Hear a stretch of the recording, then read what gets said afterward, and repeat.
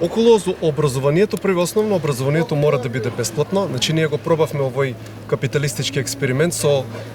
универзитети на секое ќоше и видовме дека квалитетот драстично опадна, што значи мора да се вратат постепено системот да иде враќање кон само државни универзитети, укинување на партиципацијата, затоа што не се децата на богатите или на имашните најпаметни, напротив,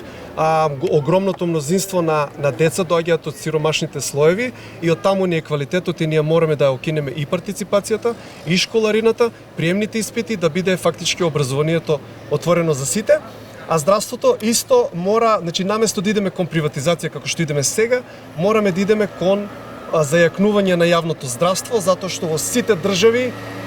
се покажало дека единствено силно јавно здравство има вредност, приватното здравство станува елитистичко, станува прескапо, ги крева цените дури и во јавното здравство и станува достапно за се помал број луѓе. Само со силно јавно здравство, со инвестиции во јавното здравство ќе имаме широк достап до здравствена заштита за граѓаните.